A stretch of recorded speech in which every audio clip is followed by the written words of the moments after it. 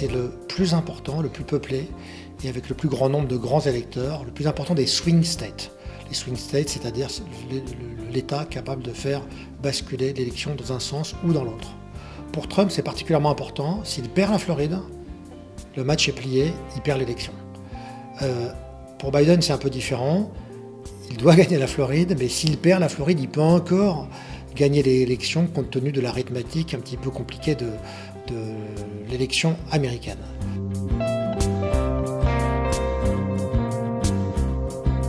Si on prend les 100 dernières années, c'est-à-dire les 25 dernières élections, la Floride a voté 21 fois sur 25 comme le reste du pays. C'est-à-dire que la Floride, si on connaît le vainqueur de la Floride, quasiment on connaît le vainqueur de l'élection présidentielle. Ça a été vrai avec Trump, la dernière fois, qui a gagné avec un point d'écart sur Hillary Clinton en Floride. Ça a été vrai avec Barack Obama 2 fois, ça a été vrai avec George Bush, et ça a été vrai avec de très nombreux présidents. Toute la difficulté est là, c'est que l'électorat est assez complexe. Il y a des actifs, il y a beaucoup de retraités.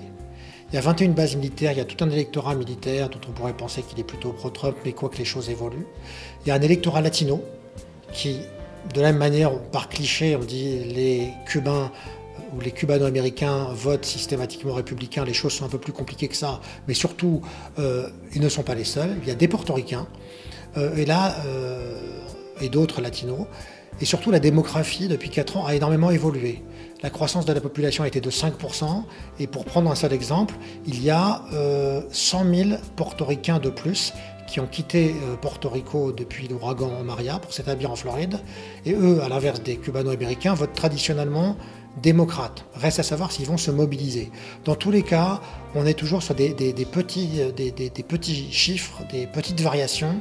Et l'écart étant tellement faible dans les sondages à l'heure actuelle entre Biden et Trump, c'est l'ordre de 2 à 3%, on est dans la marge d'erreur. Biden n'a absolument pas parti gagner, et c'est pour ça, et d'ailleurs il est inquiet, qu'il a commencé par aller en Floride il y a 2 jours, afin de s'adresser aux portoricains, car il sait qu'à eux seuls, ils peuvent faire basculer l'élection en Floride.